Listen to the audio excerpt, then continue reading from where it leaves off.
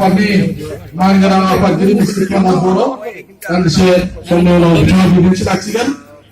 MP Hira Khoronia গৈছিলে যে তেওঁ জীয়াই থকালৈকে বড়োলেণ্ড হ'ব নিদিয়ে হীৰা খৰণীয়াটো কোন হয়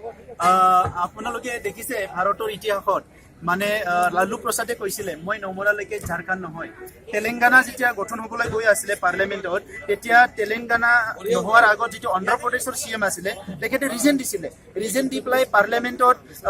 জলাগুৰি দুলিয়াদুলি হৈছে তাৰ পিছতো তেলেংগানা ৰাজ্য হৈ গ'ল হীৰা খৰণীয়া কোন হয় হীৰা খৰণীয়া নিজৰ সংগ্ৰামী সত্যাটো বাচাই ৰাখিব নোৱাৰিলে যি ভাৰতৰ উপনিবেশিক শাসনৰ পৰা উদ্ধাৰ হ'ব কাৰণে আলফাত গৈছিলে আজি হি ভাৰতৰ উপনিবেশিক শাসনটোৱে মানে একচেপ্ট কৰি পেলাই না কিৰণত হৈ পেলাই তাতে MP হৈ পেলাই তাতে দৰমা খাই আছে আৰু তাৰ পিছত হীৰা খৰণীয়া বড়োলেণ্ডৰ কথা ক'বলৈ কোন হয় হিটু নকলে তেখেতৰ ৰাজনীতিটো ধ্বংস হৈ যাব এই কাৰণে তেখেতে তাত বসবাস কৰা আমাৰ আদিবাসী ভাইসকলক গুৰ্খা ভাইসকলক আমাৰ অসমীয়া ভাই ককাইসকলক তেখেতে মিছলিড কৰি পেলাই অকল বড়োলেণ্ডটো বিৰোধিতা কৰি পেলাই তেখেতে ৰাজনীতি চলাই আছে তেখেতে আজি 5 বছৰ MP হ'বলৈ গৈ আছে কেইখন কলেজ বনালে কেইখন ইউনিভাৰ্চিটি বনালে কেইখন IIT খুজি আনিলে কেইটা ৰেল ট্ৰেক বনালে কেইটা নতুন ষ্টেচন বনালে কেইটা অভাৰব্ৰিজ বনালে কেন্দ্ৰীয় চৰকাৰৰ পৰা কি খুজি আনিব পাৰিছে এইটো আমাৰ প্ৰশ্ন আৰু তেখেতে কৈছিলে মই গাঁও কৰ্তন কৰিম বড়োলেণ্ড হ'বলৈ তেখেতৰ আগতে আমি বড়োলেণ্ড আন্দোলন কৰি আছো কিয়নো আমাৰ বড়োলেণ্ড আন্দোলন হীৰা খৰণীয়াৰ বিৰুদ্ধে নহয় না আমাৰ বড়ো মানে অসমীয়া আদিবাসী বিভিন্ন ভাই ককাইৰ বিৰুদ্ধে আমাৰ আন্দোলনটো কাৰো বিৰুদ্ধে নহয় আমাৰ আন্দোলনটো চৰকাৰৰ বিৰুদ্ধে যি চৰকাৰে নেকি ভাৰতৰ সাংবিধানিক অধিকাৰটো আমাক প্ৰদান কৰা নাই সেই চৰকাৰৰ বিৰুদ্ধে আমি আন্দোলন কৰি আছো আৰু আমাৰ অধিকাৰ আছে আমাৰ এই দেশৰ নাগৰিক হিচাপে আমাৰ অধিকাৰ আছে গতিকে হীৰা খৰণীয়াক যদি আজি কোনোবা বুজি পোৱা নাই বুজি পোৱাটো উচিত এফালে আজি পৰেশ বৰুৱাৰ সংগ্ৰাম চলি আছে আনপানিলি কেজনমানে আহি পেলাই আজি কৈছে নিজকে মানে বহুত কিবা কিবি কৈ আছে অসমীয়া জাতিৰ মানে প্ৰাণকৰ্তা কিবা কিবি বুলি দেখাব বিচাৰিছে ক'ত গ'ল সেই দাবীবিলাকে আগতে আমি যিবিলাক দাবী শুনিছিলোঁ মানে তেলৰ অফিচ আহিব লাগে চাহৰ অফিচ আহিব লাগে বিভিন্ন দাবীবিলাক শুনিছিলোঁ সেইবিলাক ক'ত গ'ল কৰাপ্টেড মানুহবিলাকক হত্যা কৰা হৈছিলে এতিয়া ক'ত গ'ল কৰাপশ্যন কোনে কৰি আছে এতিয়া এইবিলাক কথা ক'বলৈ বহুত আছে গতিকে হীৰা খৰণীয়াৰ কথাটো নকয় ভাল তেখেতে যি কৰি আছে এইটো যদি অসমীয়া জনগোষ্ঠীয়ে অসমীয়া জাতিয়ে যদি একচেপ্ট কৰিছে আমাৰ ক'বলগীয়া নাই আমাৰ তাত হীৰা খৰণীয়াৰ বিৰুদ্ধে আমাৰ একো নাই তেখেতে তেখেতৰ কাম কৰক আমাৰ কথাটো চিধা 5,000তকৈ অধিক শ্বহীদ হ'ল 21,000তকৈ 25,000তকৈ অধিক জেলত গ'ল এই 30-40 বছৰীয়া সংগ্ৰামক আমাক ইয়াৰ হিচাপ লাগে আমাক ইয়াৰ ন্যায় লাগে আৰু এই ভূমিপুত্ৰ বড়োসকলৰ যি ভূমিত মানে হাজাৰ বছৰ বসবাস কৰি আছে এই ভূমিৰ অধিকাৰ লাগে আজিলৈকে ভূমিৰ অধিকাৰ পোৱা নাই শোণিতপুৰ জিলাত ইভেন পঞ্চায়তৰ অধিকাৰ পোৱা নাই লেণ্ড পাট্টা পোৱা নাই ভাৰতত আইন হৈ গ'ল তাৰ পিছতো লেণ্ড পাট্টা পোৱা নাই আৰু কেইজনমানে যাই পেলাই লম্প কৰি আছে ইফালে বাংলাদেশীক ৰখিব পৰা নাই কিন্তু ইয়াত ভূমিপুত্ৰ বড়োসকলক মানে কেইহাজাৰমান বড়োসকলক যদি লেণ্ড পাট্টা দিয়ে কেইহাজাৰমান বড়োসকলক যদি আজি পঞ্চায়তৰ অধিকাৰ দিয়ে গোটেই অসমখন ধ্বংস হৈ যাব তেনেকুৱা এটা ইম্প্ৰেশ্যন দিছে আপোনালোকে দেখিবলৈ পাইছে আমি দুখ পাইছোঁ আমি অসমীয়াসকলক নিজৰ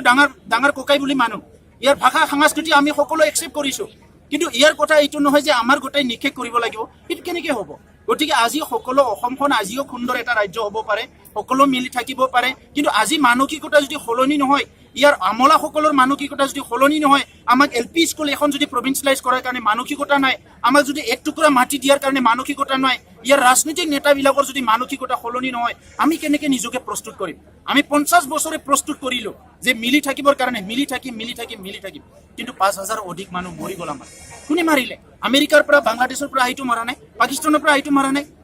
আমি সেইটো ক'ব বিচৰা নাই আজি এইবিলাক ইতিহাস সকলোৰে সংগ্ৰাম হৈছে আলফা সংগ্ৰামতো মানুহ মৰিছে আজি অসম আন্দোলনতো মানুহ মৰিছে তো সেইটো যদি পাহৰি পেলাব লাগে কমচে কম আজি যিখন চৰকাৰ আছে সেই চৰকাৰেতো 1 ইঞ্চিত আমাক ন্যায় দিয়ক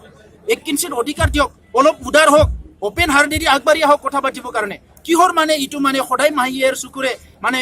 উপনিবেশিক শাসন বুলি আমি দিল্লীক কৈ আছো অসমে জানো আমাৰ লগত ক্ষুদ্ৰ জাতিগোষ্ঠীৰ লগত ভাল ব্যৱহাৰ কৰি আছে এইটো অতি দুৰ্ভাগ্যজনক কথা এই কাৰণে Hira Kharaniya is not matter is the government of India matter is the government of Assam and matter is the bureaucrat and politicians of Assam and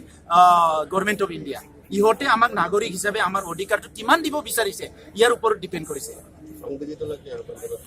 চাওক সংবিজিত ফ্ৰেকশ্যনটো ৰৈ গ'ল সেইটো আনফৰ্চুনেট আমি তেখেতসকলক আহ্বান কৰি আছোঁ আলোচনাৰ মেজলৈ আহিব লাগে ৰাজনাথ সিং ডাঙৰীয়াই যেতিয়া আদিবাসীৰ কাণ্ডটো হৈছিলে সেই সময়ত কৈছিলে 0 টলাৰেঞ্চ আৰু আমি কাৰো লগত চিজফায়াৰ নকৰোঁ এইটো দিল্লীয়ে কৈছিলে আমি দিল্লীক কৈছোঁ যে আপোনালোকৰ অপাৰেশ্যন চলি আছে কিবা চলি আছে চৰকাৰৰ যিবিলাক পলিচি আমি কোনোদিন বাধা দিয়া নাই কিন্তু কথাটো হ'ল কি অকল মানে হিংসাৰে হিংসা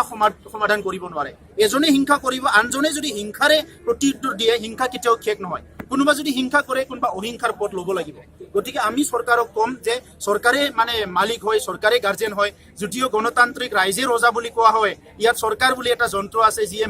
মালিকৰ নিচিনা কাম কৰে গতিকে আজি চৰকাৰে আলোচনাও কৰিব লাগিব আৰু তেখেতসকলক মানে এটা পদো দিব লাগিব আহি পেলাই যাতে আলোচনা কৰিব পাৰে আৰু মই তেখেতসকলকো কম আহ্বান কৰিম যে বৰ্তমানৰ সময়ত তেনেকা বন্দুক লৈ জংগলত থকা মানে জাতি মানে উন্নতি কৰিব নোৱাৰিব কিয়নো আজি সমাজত থাকি কাম কৰিব লাগিব শিক্ষা দীক্ষা সামাজিক অৰ্থনৈতিক কামটো গাঁৱতে চলি আছে জংগলত নহয় গতিকে মই তেখেতসকলকো আহ্বান কৰিম যে তেখেতসকলৰ আলোচনাৰ মেজলৈ আহিব লাগে তেখেতসকলৰ দায়িত্ব পালন কৰিব লাগে আৰু সমস্যা সমাধানত যাতে সকলো আগবাঢ়ি আহে এতিয়া সোণালী সুযোগ বড়োৰ সকলো সংগ্ৰামী সত্তা এক হৈছে আজি গোবিন্দ ডাঙৰীয়া বা ধীৰেন বড়ো ডাঙৰীয়াৰ গ্ৰুপ ৰঞ্জন দৈমাৰী গ্ৰুপ ছবি আহিছে আলোচনাত বিচাৰিছে আৰু চৰকাৰে কৈছে আলোচনাই একমাত্ৰ পথ সমস্যা সমাধান কৰা এনেকৈ যদি হয় ৰখি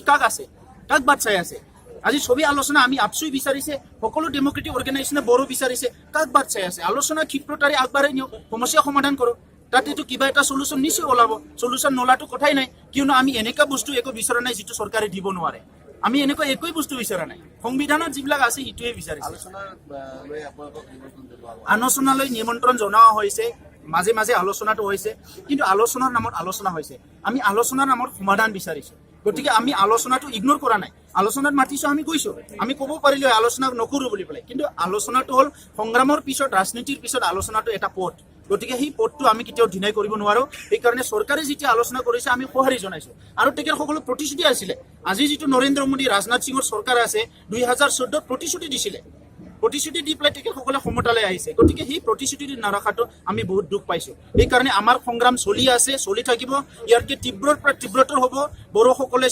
মানে প্ৰতিজ্ঞাবদ্ধ যেতিয়ালৈকে নিজৰ ভাষা সংস্কৃতি অস্তিত্ব লৈ জীয়াই থকাৰ যদি ফিউচাৰটো নিশ্চিত কৰিব নোৱাৰে তেতিয়ালৈকে অহিংস গণতান্ত্ৰিক আন্দোলন তীব্ৰৰ পৰা তীব্ৰতৰ চলি থাকিব